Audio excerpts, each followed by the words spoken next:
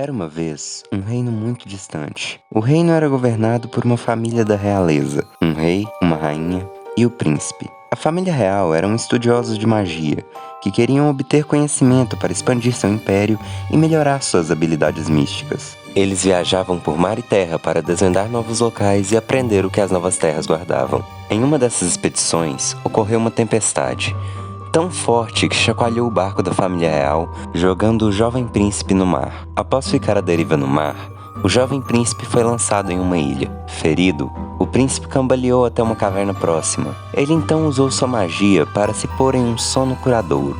Mas o sono do príncipe foi longo. Ele dormiu pelo que parecia uma eternidade. Enquanto ele dormia, as terras ao seu redor mudavam e cresciam. Ficaram quase irreconhecíveis desde que o príncipe chegou. Mas seu sono continuou demandando tempo para curar o príncipe. Muito mais tempo. Mas isso ainda mantinha o príncipe seguro durante seu descanso, o protegendo dos elementos enquanto a terra mudava.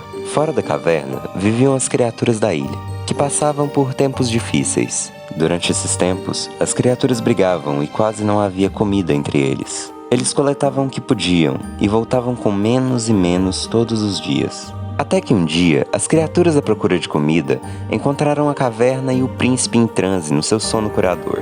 Eles ficaram assustados e encantados com a magia do príncipe. As criaturas se perguntavam: quem é este ser? Por que ele está aqui? Ele é perigoso? Um pensamento surgiu. E se esse ser pudesse usar sua magia para ajudá-los? Talvez gerar alimento ou curar doenças? Eles continuaram discutindo sobre o príncipe e sua magia. No final, a maioria das criaturas concordou que o príncipe era perigoso e que não deveriam mexer nele. Porém, as outras criaturas ignoravam o resto de seus semelhantes e visitavam o visitante adormecido.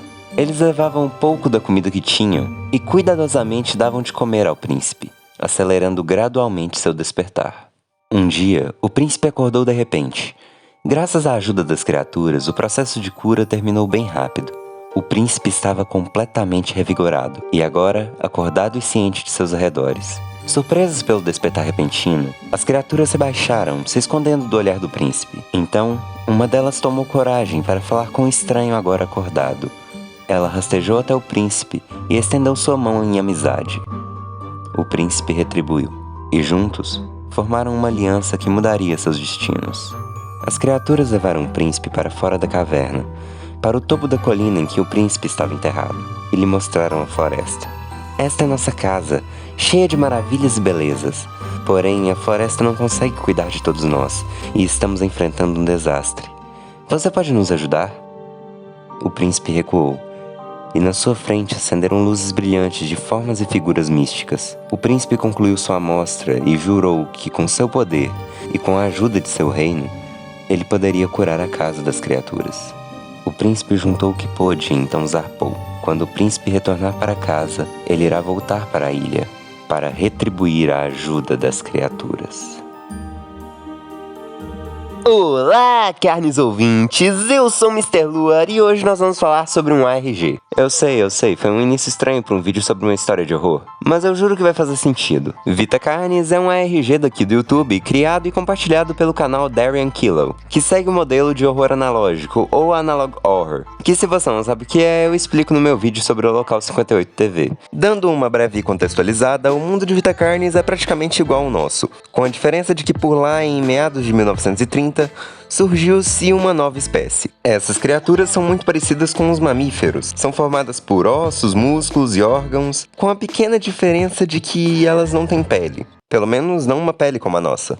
E o mais estranho é que essa espécie é adaptada para viver praticamente no mundo todo, independente de clima, umidade, temperatura e altitude. Isso não é problema para eles. Devido à sua natureza e aparência exótica, surgiram várias teorias para tentar explicar o surgimento dessas criaturas. Alguns acreditam que eles sejam demônios, já outros acreditam que eles vieram de fora do planeta. As pessoas então logo começaram a estudar essa nova espécie, e para isso foi criada a National Living Meat Research, ou em português, a Pesquisa Nacional da Carne Viva.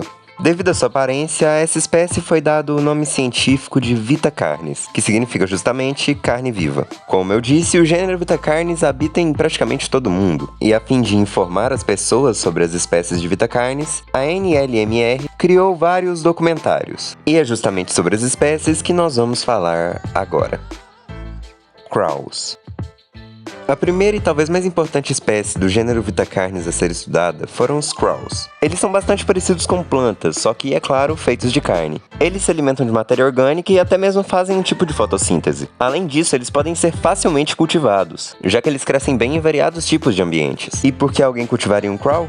Bem, eles podem servir de alimento para nós humanos, embora isso não seja muito comum. Seu principal uso é como fertilizante.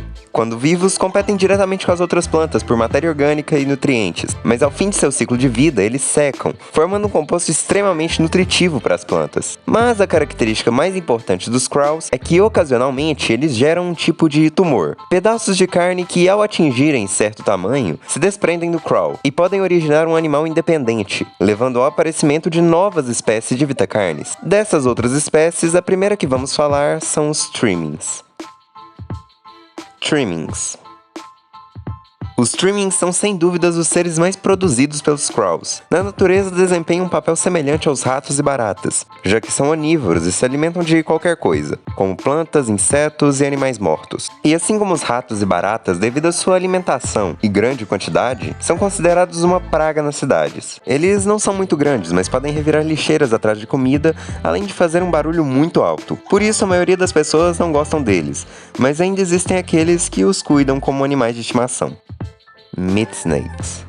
As cobras de carne são seres alongados protegidos por uma membrana transparente. São seres exclusivamente carniceiros e engolem completamente o cadáver, associando a carne e os ossos ao próprio corpo da cobra. E o que sobra, como as unhas e os pelos, elas regurgitam. Por isso, seu tamanho pode variar bastante dependendo da quantidade que elas comem. Sei lá, 5 centímetros, 7 metros ou até serem bem maiores. São os únicos representantes do gênero Vitacarnes que se reproduzem, ainda que de forma assexuada, em um processo de meiose. E, como não podia deixar de ser, os seres humanos descobriram utilidades extras para essas criaturas, apesar do cheiro de carne podre por causa de sua alimentação, sendo utilizadas basicamente para se livrar de animais mortos, como em açougues ou zoológicos. Até agora, as criaturas da espécie Vitacarnes têm sido toleráveis, ou até mesmo úteis, mas é a partir daqui que as coisas mudam, pois os próximos seres realmente apresentam uma ameaça.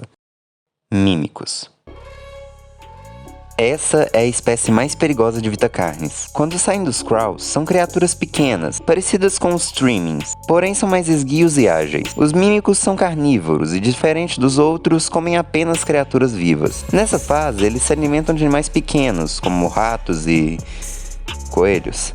Porém, o tamanho de suas presas vai aumentando conforme o mímico também vai crescendo. Ao atingirem a segunda fase, eles ficam com uma aparência amaldiçoadamente humana. As únicas diferenças, além da falta de pele, é claro, são os membros e dedos longos, os olhos esbugalhados e seu enorme sorriso com uma quantidade anormal de dentes. Nesse ponto, seu corpo é completamente composto de carne humana. Isso se deve porque, nessa fase, eles se alimentam exclusivamente de humanos. E o mais legal de Vitacarnes é que o horror aqui não é sobrenatural. O mímico é como um animal, um predador de humanos. E quando eles escolhem um alvo, eles observam a distância, atacando apenas quando a vítima está mais vulnerável. Normalmente durante o sono, mas se não for o caso, eles podem até emitir sons para atrair as pessoas, até um local onde a captura seja mais fácil. Mas essa não é a última fase do mímico. A partir daqui podem acontecer duas coisas. Ou o mímico se alimenta o suficiente para ficar cada vez mais parecido com um ser humano, até ser praticamente impossível distinguir de uma pessoa normal. Ou no segundo caso, em que ocorre praticamente o contrário. Se um mímico se alimenta em excesso, sua pele ganha uma aparência mais escura, exceto pelo rosto, que ganha uma coloração branca-rosada. Os membros se esticam mais, e seus dentes ficam mais numerosos e descem da boca para a garganta,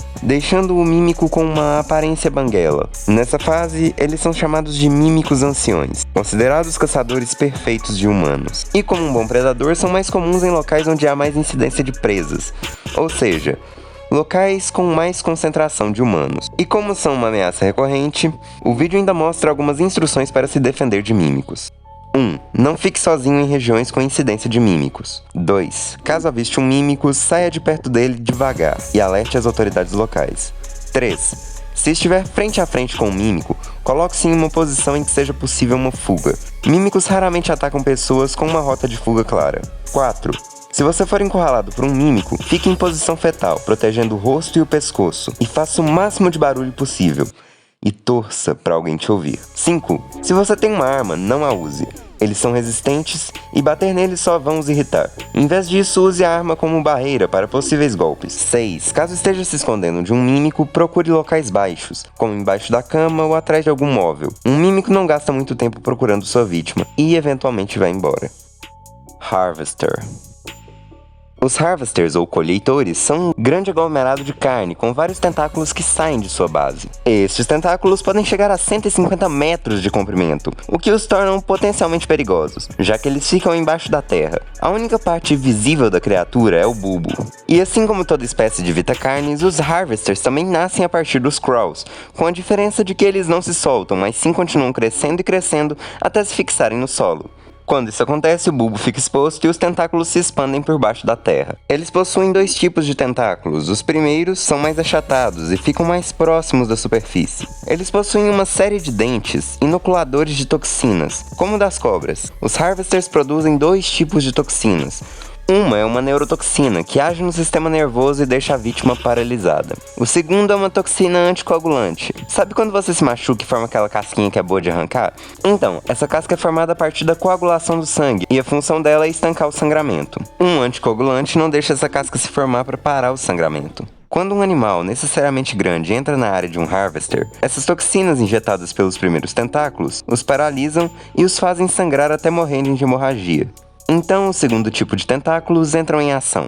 Eles ficam mais no fundo e são mais finos. Eles absorvem o líquido vital de sua presa e depois disso vão para a superfície e puxam o corpo do animal para baixo da terra, onde será inteiramente consumido. Todos esses nutrientes vão ser armazenados no bulbo, e o que sobrar do animal na terra se torna adubo, que vai ajudar no desenvolvimento de novas plantas que vão atrair mais animais e o ciclo continua. Host of Influence. Os anfitriões de influência são vagamente parecidos com os humanos, com a exceção de que sua boca se estende por todo o pescoço. Além disso, eles não têm pernas, mas sim estruturas parecidas com raízes. Mas o fato dele estar preso em um local não o impede de ser um predador eficaz, graças ao seu método de caça. Em suas costas, eles possuem estruturas parecidas com pelos ou espinhos. Estes capilares, assim como os fungos, liberam esporos, que se propagam com a ajuda dos ventos. Quando uma vítima aspira esses esporos, eles encontram um meio de chegar até o cérebro, e alguns sintomas começam a aparecer. Inquietação, movimentos lentos, dormência e falta de coordenação. Passando mais um tempo, esses sintomas evoluem para tontura, enxaqueca, espasmos e problemas na fala. Após 6 ou 7 horas da infecção, o infectado começa a ir em direção ao anfitrião que o infectou, onde será devorado pelo mesmo. Mas se o infectado não conseguir chegar até o anfitrião em até 36 horas após a infecção, todos os sintomas e até a própria infecção vão desaparecer. Monólitos. Os monólitos são criaturas titânicas de 120 metros de altura. São completamente pacíficos e só atacaram em um caso não revelado. Mas sabe-se que foi muito destrutivo. São capazes de soltar um pulso eletromagnético que desativa certos sistemas. E é claro, já tentaram destruí-los, mas são muito resistentes e se regeneram com muita rapidez. A medida tomada então foi cercar a área onde eles se encontram. Ao todo, existem 7 monolitos estranhamente localizados em um formato circular, em um local não revelado.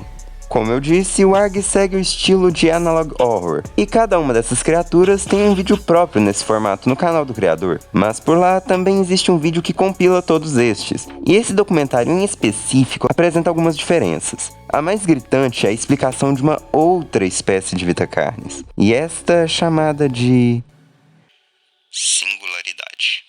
A singularidade é uma esfera composta de um mineral de coloração escura que emite luzes coloridas em seu núcleo. Ela mede aproximadamente 1 metro de diâmetro. Normalmente é encontrada suspensa no ar por uma força invisível. A quantidade de singularidades é desconhecida e toda informação sobre essa criatura foi escondida ou confiscada pelos oficiais.